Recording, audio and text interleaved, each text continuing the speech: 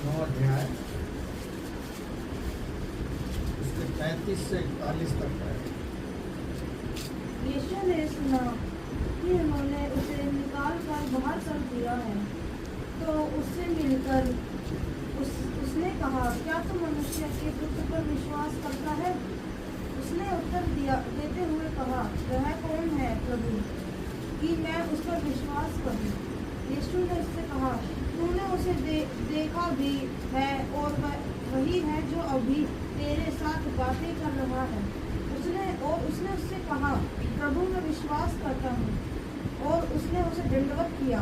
तब यीशु ने कहा, मैं संसार में न्याय के लिए आया हूँ कि जो नहीं देखते वे देखें, और जो देखते हैं वे अंधे हो जाएं। फरीसियों में से कुछ उसके साथ थे। यह बातें सुनकर उन्होंने उससे कहा, क्या हम भी अंधे हैं? यीशु ने उससे कहा, यदि तुम अंधे होते तो तुम पे कोई पाप न होता। अब तुम कहते हो कि हम देखते हैं, इसलिए तुम्हारा पाप बना रहता है। चलिए आंखें बंद करेंगे, प्रार्थना। धन्यवाद हो प्यारे पिता, एक बार फिर से आपके पुत्र हमारे उद्धारकर्ता प्रभु यीशु के सामर्थ्य नाम का धन्यवाद करते हैं आज के सुंदर से वचन के लिए। प्यारे प्रभु, सीखना चाहते हैं, आपका पवित्र आत्मा हमारा शिक्षक हो, हमारी सहायता करे, वो बुद्धि, वो ज्ञान, वो समझ, वो अनुग्रह दे कि प्रभु हम इस वचन को सीखें और इस वचन के द्वारा तेरी महिमा कर सकें और बहुत सा फल हम आपके लिए लेकर आ सकें। प्रभु, जितने यहाँ बैठे हैं उनको बुद्धि और समझ का आत्मा दे प्रभु, प्रकाशन दे प्रभु, तेरी महिमा की बातों को समझ सकें। इन पर तो प्रकट कर अपनी सच्चाई को प्यारे प्रभु। जो नहीं आए हैं प्रभु, उनको तेरे हाथों में सौंपते हैं। तू ही है जो दया कर सकता है प्यारे प्रभु, तू ही उनके मनों को बदल सकता है प्यारे प्रभु। हमारी प्रार्थना है प्रभु जी इन गवाहियों के लिए कि आप हर एक के जीवन में हर पल हर क्षण काम करते हैं, अपना अनुग्रह अपनी दया हमारे ऊपर बनाए रखते हैं। तेरा धन्यवाद करते हैं प्रभु। आज के इस वचन को आपके हाथों में सौंपते हैं। अब तक आपने सहायता की है, आगे के समय को आपके हाथों में सौंपते हुए इस वचन को सीखने के लिए, सिखाने के लिए केवल पवित्र आत्मा हमारी सहायता करे। पवित्र आत्मा ही हमें सीखने सिखाने में अनुग्रह करे, बुद्धि और ज्ञान दे, ताकि इस वचन के द्वारा हम आपकी महिमा कर सकें। सब कुछ आपके हाथों में सौंपते हैं। प्रार्थना को सुना है, धन्यवाद करते हैं, यीशु प्रभु के नाम से मांगते हैं, आमीन। प्रभु का धन्यवाद हो। ये अंधे की कहानी आपने इसमें 9 अध्याय में पढ़ा होगा कि जो अंधा है जन्म का, वो देखने लगता है। लेकिन यीशु मसीह ने शुरू से दृष्टांत में कई बार कहा है, जिसके आँख हैं वो देख ले और जिसके कान हैं वो सुन ले। लेकिन चेले या अन्य लोग जो संसार के थे, उसके साथ रहते थे, जो परमेश्वर के पुत्र पर आरोप लगाते थे, सदों की पड़ोसी, वो लोग भी उसके साथ रहते थे। लेकिन बार बार यीशु मसीह ने कहा कि जिसके आंख है वो देख। राजा सुलेमान ने भी इस बारे में कहा है। नीति वचन 20 अध्याय के 12 पद को पढ़ें, क्या कहता है? नीति वचन सुनने के लिए कान और देखने के लिए आँख, इन दोनों को यहोवा ने बनाया है। हाँ, यहाँ परमेश्वर का वचन कहता है सुनने के लिए कान और देखने के लिए आँख, इनको किसने बनाया है? परमेश्वर ने बनाया। भजन संहिता में भी लिखा है, 115 में भी और 135 में भी, जिसने कान दिए हैं क्या वो नहीं सुनता? जिसने आँख दी है क्या वो नहीं देखता? वो भी देखता। आज की भजन संहिता हमने पढ़ी, उसमें भी क्या पढ़ा हमने कि उसकी आंखें मनुष्य को नित्य देखती रहती, लेकिन मनुष्य सुधार में नहीं आ रहा, जीवन में परिवर्तन नहीं आ रहा। हम कितना ही वचन सुन रहे हैं, कितना ही संगति में आ रहे हैं, लेकिन हमारे जीवन में पाप बना हुआ है। यहाँ सदूकी फरीसी कह रहे हैं, उनसे यीशु मसीह कह रहा है, वो कह रहे हैं क्या हम अंधे हैं? वो कह रहा है कि यदि अंधे होते तो ठीक था, क्योंकि तुम पाप ना करते, लेकिन जब आंख है तो पाप करने हैं और तुम्हारे अंदर वो पाप भाना है। बार बार यीशु मसीह दृष्टांत के द्वारा कलीसियाओं को, लोगों को संदेश दे रहा है और हम उस संदेश को समझ नहीं पाते। यीशु मसीह के चेले जो उसके साथ रहते थे, वो भी उस संदेश को नहीं समझ पाते। बीज बोने वाले का दृष्टांत है, मेरे पीछे हो लेने वाला दृष्टांत है, क्रूस उठाकर मेरे पीछे हो ले, वो भी एक चेले नहीं समझ पाते। एक और है कि ये हठीली जाति बिना उपवास प्रार्थना के नहीं निकलेगी। तो बहुत सारे दृष्टांत ऐसे हैं जिनको आप और हम नहीं समझते। उस समय चेले नहीं समझते थे, आज आप और हम भी नहीं समझते। यहाँ इस व्यक्ति को यीशु मसीह ने चंगा कर दिया, लेकिन सदूकी फरीसी उस पर तर्क कर रहे हैं, उससे बार बार पूछ रहे हैं और उसे आराधनालय में से भी क्या कर दिया? निकाल दिया। उसका दोष क्या था? उसका गुनाह क्या था जो लोगों ने उसे आराधनालय से निकाल दिया? हम मत्ती रचित सुसमाचार में पढ़ते हैं, बरतिमाई का पुत्र जो अंधा था वो चंगाई पा गया, लेकिन यीशु मसीह ने चंगाई लोगों को अलग अलग प्रकार से, अलग अलग तरीकों से दी।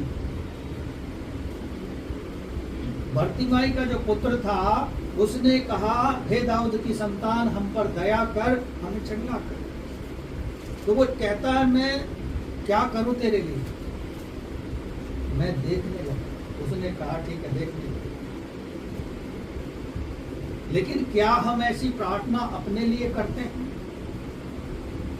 कि जो हम नहीं देख पा रहे हैं उसे हम देख लें, जिसे हम नहीं समझ पा रहे हैं उसे हम समझ लें, जो मार्ग हमें नहीं सूझ रहा है, नहीं दिखाई दे रहा है, उस मार्ग पे हमें लेके चलें। क्योंकि वचन में कहा है मार्ग और सत्य और जीवन में ही। जब हमने एक बार यीशु मसीह के पीछे चलने का निर्णय ले लिया तो फिर हमारे अंदर का जो पाप निकल जाना चाहिए, लेकिन हमारे अंदर वो पाप बना रहता है। बहुत सारी चीजें हमारे जीवन में ऐसी घटित होती रहती हैं क्योंकि हम प्रार्थना का जीवन हमारा मजबूत नहीं है, हम वचन को पढ़ते नहीं हैं, हम एक समूह में जुड़ते नहीं हैं जिसके साथ हम मिलकर परमेश्वर को महिमा दे सकें। चलिए पढ़ेंगे और सीखेंगे क्या कहना चाहता है परमेश्वर का वचन। पढ़ो रेखा बहन 35:9। यीशु ने सुना कि उन्होंने उसे बाहर निकाल दिया है। हाँ, यीशु ने किन से सुना? लोगों से सुना जिसको चंगाई दी थी, जो जन्म का अंधा था, जिसको मिट्टी सान कर उसकी आंख पर लगाकर कहा सिलोही के कुंड में जाकर इसे धो ले, उससे कहा और वो चंगा हो गया उसने धोने के बाद। लेकिन जब उन्होंने लोगों से सुना कि उसे आराधनालय से निकाल दिया गया है, हाँ, और जब उससे भेंट हुई तो कहा, क्या तू परमेश्वर के पुत्र पर विश्वास करता है? यानी अभिप्राय ये है यीशु मसीह का, यीशु मसीह ने उसको पहले चंगाई दे दी थी, लेकिन जब बाद में उससे मिलता है तो उससे पूछता है, क्या तू उसके पुत्र जो परमेश्वर का पुत्र है उस पर विश्वास करता है? वो नहीं जानता था कौन है परमेश्वर का पुत्र। उसने कहा, हे प्रभु, वो कौन है? मैं उसे नहीं जानता। आज भी हम देखते हैं बहुत सारे लोग कलीसियाओं में ऐसे हैं, परमेश्वर के पीछे चल रहे हैं, उसके पुत्र के बारे में सुन रहे हैं, लेकिन पूर्ण रूप से उसके जीवन के बारे में नहीं जानते। मत्ती रचित सुसमाचार में यीशु मसीह ने कहा, मैं पृथ्वी पर आग लगाने आया हूं। वो किस प्रकार की आग की बात कर रहा है? वचन की सुसमाचार की वो आग लगाना चाहता है। एक जगह वो कहता है कि मैं पुत्र को पिता से और पिता को पुत्र से और बहू को सास से अलग करने के लिए आया हूं। क्यों करता है ऐसा कार्य? क्योंकि जब अलग रहेंगे तो परमेश्वर की महिमा को, उसकी आराधना को, उसके सत्य को पहचान पाएंगे। वो पृथ्वी पर आग लगाना चाहता था और कहता है कि आग सुलगे नहीं बल्कि दहक उठे। वो वचन का आग की बात करता है। हम और आप निकोदेमस की तरह संसारिक रूप से सोचते हैं, तो जैसे निकोदेमस सोच रहा था कि क्या मनुष्य बूढ़ा होने पर माँ के पेट के अंदर जाएगा और दोबारा जन्म लेगा, वो संसारिक तौर पे सोच रहा है। इसी प्रकार हम और आप भी सोचते हैं और बाकी लोग भी ऐसा सोचते हैं कि किस प्रकार की आग को कह रहा है। आज हमारे जीवन को ठंडा देखते हैं और प्रकाशित वाक्य में हमने पढ़ा, ना तो ठंडा है ना तो गुनगुना है, और ऐसे व्यक्ति को क्या करेगा परमेश्वर? उगल देगा। ऐसे लोगों को परमेश्वर उगलने पर है, क्योंकि वो कब तक दया करेगा। मैं एक परमेश्वर के सेवक की वीडियो देख रहा था, विली ग्राम की। वो कह रहा है कि किसी पर ज्यादा दया करना भी अच्छा नहीं है, क्योंकि वो उस दया के काबिल नहीं है। हम कई बार लोगों पर दया करते हैं, लोग बिना सूचना दिए हुए चर्च से महीनों गायब हो जाते हैं। हम उन पर दया दिखाते हैं कि ना जाने ये परमेश्वर में फिर से लौट आए और फिर से परमेश्वर के पीछे चलने लगे। लेकिन वो व्यक्ति हो सकता है, परमेश्वर चाहता है कि वो उस दया के काबिल नहीं है, उस पर हम दया करे जा रहे हैं। यानी परमेश्वर ने अब उसको छोड़ दिया है उसके हाल में। जब परमेश्वर ही दया नहीं करना चाहता तो हम और आप उस पर दया क्यों करें? वचन कहता है जब तक पिता की ओर से ना मिले तब तक हमें कुछ नहीं मिल सकता। यहाँ उस व्यक्ति को जो चंगा हो गया था, लोगों ने आराधनालय से निकाल दिया और यीशु मसीह उससे बात कर रहा है, क्या तू उसके पुत्र पर विश्वास करता है? वो सवाल कर रहा है, वो कौन है जिस पर मैं विश्वास करूं? आगे पढ़ेंगे। उसने उत्तर दिया, हे प्रभु, वह कौन है कि मैं उस पर विश्वास करूं? हाँ, वो बार बार कह रहा है वो कौन है कि उस पर मैं विश्वास करूं। यीशु मसीह उत्तर क्या देता है? आगे बढ़े। यीशु ने उससे कहा, तूने उसे देखा भी है और जो तेरे साथ बातें करता है। यीशु ने उससे कहा, तूने उसे देखा भी है और जो तेरे साथ बातें कर रहा है वह वही है। हाँ, वह वही है। एक और दृष्टांत में यीशु मसीह कहता है अपने चेलों से, तुम मुझे क्या समझते हो? पतरस कहता है, मैं तुझे, तेरे पास है जीवन की बात, तू परमेश्वर का पुत्र है। क्या आप और हम उस पुत्र को पहचानने हैं? क्या उस पुत्र के बताए हुए मार्ग पर चल रहे हैं? क्या उस पुत्र पर विश्वास करते हैं कि वो हमारे लिए सब कुछ कर सकता है? यहाँ वो कह रहा है कि तू उससे बातें कर रहा है और जो बातें कर रहा है वह वही है, वो यीशु मसीह है। आज लोग कंफ्यूजन में आ जाते हैं कि जब परमेश्वर का पुत्र है और उसे क्रूस पर चढ़ाया जा रहा था तो उसने अपने आप को बचाया क्यों नहीं? यदि वो बचा लेता, वो चाहता तो बचा लेता, लेकिन हम और आप उद्धार कैसे पाते, चंगाई कैसे पाते, हमारा पापों से छुटकारा कैसे होता और हम अनंत जीवन में कैसे प्रवेश करते? बहुत सारी चीजें हमारे लिए यीशु मसीह करके गया। वो ऐसी परीक्षा देकर गया, आप और हम उस परीक्षा से होकर गुजरते हैं, चीखने लगते हैं, चिल्लाने लगते हैं। लेकिन उसने वो परीक्षाएं दी जिसको आप और हम सह सकते हैं। हमारी सहन शक्ति से बाहर कोई परीक्षा नहीं देता। अय्यूब को परीक्षा ली, अय्यूब ने सही। बहुत सारे सेवकों की परीक्षा लेता रहा। जब हमारा और आपका समय आता है, क्या हम उसको सौभाग्य समझते हैं? क्या वो हमारा ऐसा विश्वास है कि हम को उस समस्या से निकालने में वो सक्षम है? आइए आगे बढ़े। उसने कहा, हे प्रभु, मैं विश्वास करता हूँ, और उसे दंडवत किया। तब यीशु ने कहा, मैं इस जगत में न्याय के लिए आया हूँ, ताकि जो नहीं देखते वे देखें, और जो देखते हैं वे अंधे हो जाएं। हाँ, यीशु मसीह कह रहा है, मैं जगत में न्याय करने के लिए आया हूँ, ताकि जो देखते हैं वो ना देखें, और जो ना देखते हैं वो देखें। ऐसा ही लिखा है। यानी क्या कहना चाहता है यीशु मसीह? क्या समझाना चाहता है? जो देखते हैं वो कैसे ना देखेंगे? चलिए उसको अच्छे से समझेंगे। मेरे साथ निकालें, लूका में आ जाएं, 24 अध्याय निकाल लें। 15 और 16 पढ़ें।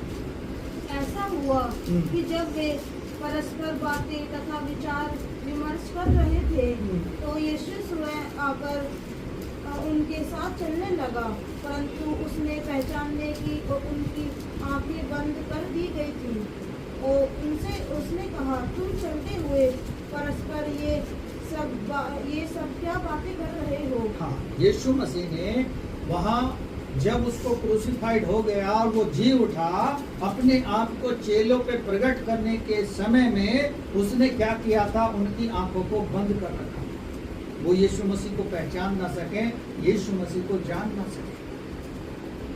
कई बार हमारी और आपकी आंखें बंद होती हैं, लेकिन हम उसके लिए प्रार्थना नहीं करते हैं कि प्रभु तू हमारी आत्मिक आंखें खोल दे, ताकि हम तुझको देख सकें, तेरे दर्शन की बातों को समझ सकें, तेरे वचन को सीख सकें, क्योंकि परमेश्वर हमारी आत्मिक आंखों को अंधा कर देता है।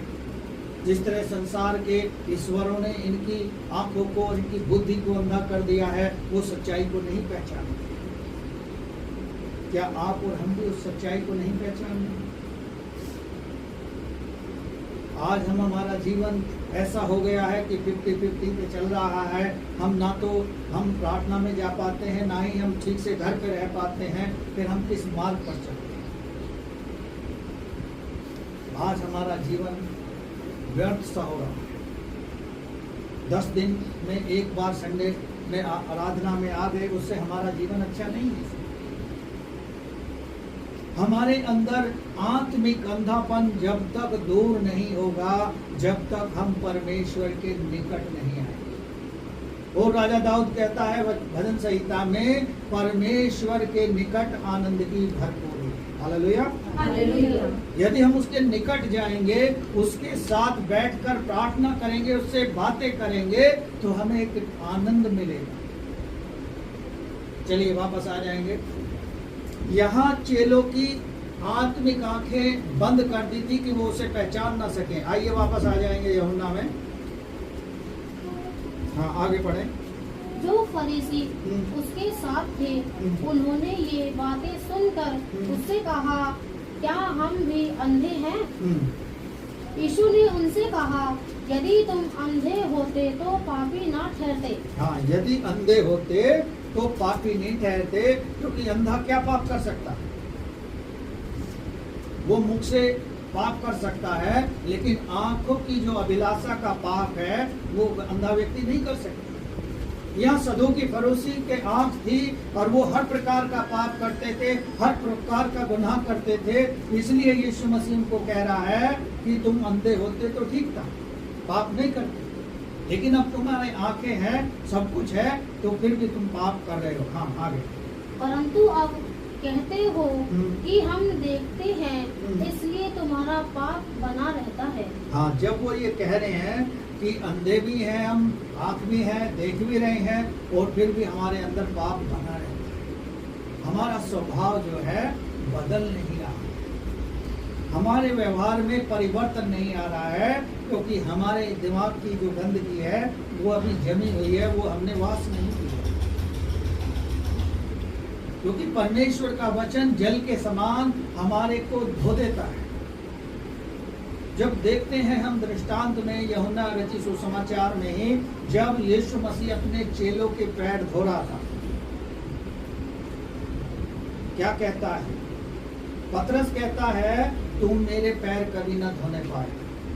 लेकिन यीशु मसीह क्या कहता है कि यदि मैं तेरे पैर न धोऊं तो तेरा और मेरा कोई साझा नहीं है। तेरा और मेरा कोई साझा नहीं है। तब यीशु मसीह से पतरस कहता है तुम मेरे पैर मत धो बल्कि मुझे पूरा नहला दे। यीशु मसीह कहता है जो पहले से नहा चुका है उसे नहाने की आवश्यकता नहीं। आज हम देख रहे हैं लोग पहले जो सूखे पापी थे अब बपतिस्मा लेकर गीले पापी हो गए हैं। पाप की परिभाषा को भूलकर अपने आप को देख के चाल चल रहे हैं, आपको देख के जीवन को जी रहे हैं। लेकिन हमारे अंदर का आत्मिक अंधापन कैसे दूर होगा? इस व्यक्ति का जो जन्म का अंधा था, यीशु मसीह ने उसकी आंखें खोल दी और वो संसार की चीजों को देखने लगा और उसने उसके पुत्र पर विश्वास भी कर लिया। हमने और आपने जैसे किया है विश्वास, क्या हमारे अंदर भी आत्मिक अंधापन है? क्या हमारे अंदर भी वो पाप बना है जो सदूकी और पड़ोसियों के अंदर बना था? यदि पाप बना है तो हम उसे पश्चाताप करें। जैसे हम नेहमिया की पुस्तक में पढ़ते हैं, नेहमिया टूटती हुई शहर पनाह को देखकर उपवास रख के रोया, गिड़गिड़ाया और पश्चाताप किया। डैनियल को हम देखते हैं, डैनियल ने संसार के अंत के बारे में दर्शन देख लिया और वो रोने लगा, गिड़गिड़ाने लगा, पश्चाताप करने लगा कि संसार में भयानक पीड़ाएं शुरू होने वाली हैं। क्या हम और आप सब कुछ होते हुए, सब कुछ समझते हुए फिर भी अनजान बने हैं? हम आंखों से देख रहे हैं लेकिन अंदर की आंखें हमारी बंद हो चुकी हैं। प्रकाशित वाक्य में बार बार कह रहा है, देख हाकिम द्वार पर खड़ा है। प्रकाशित वाक्य में ये भी कह रहा है, देख मैं द्वार पर खड़ा हुआ खटखटाता हूँ, जो मेरा शब्द सुनकर द्वार खोलेगा मैं उसके घर के अंदर आऊंगा। क्या हमने अपने हृदय के फाटक को बंद कर रखा? क्या हम परमेश्वर की आज्ञाओं को इजराइलियों के समान भूलते जा रहे हैं? क्योंकि यहाँ यीशु मसीह कहता है कि यदि तुम अंधे होते तो पाप न करते। हमें अपने जीवन को बदलने के लिए परमेश्वर की अधीनता में, उसके संगति में, उसके वचन में, प्रार्थना में मजबूत होना होगा, ताकि अनंत जीवन का जो वायदा उसने हमें दे रखा है उसे वो पूरा कर सके। Hallelujah, hallelujah. यहाँ इस व्यक्ति की आंखें तो खुल गई लेकिन उसको प्रताड़ना कितनी सहनी पड़ी। लोगों ने उसे आराधनालय से निकाल दिया, यीशु मसीह से उसकी मुलाकात हो गई, उसने विश्वास कर लिया और लोग उसको क्रिटिसाइज कर रहे हैं। लेकिन हमें नेगेटिविटी को नहीं, पॉजिटिविटी को देखना। अंत के दिनों में ऐसा होगा। धैर्य के साथ, विश्वास के साथ, मजबूती के साथ, दृढ़ता से हम परमेश्वर में बने, ताकि परमेश्वर हमें अपने वायदों से आशीषित करता जाए। Hallelujah, hallelujah. आइए कोरस गाएंगे उस समय।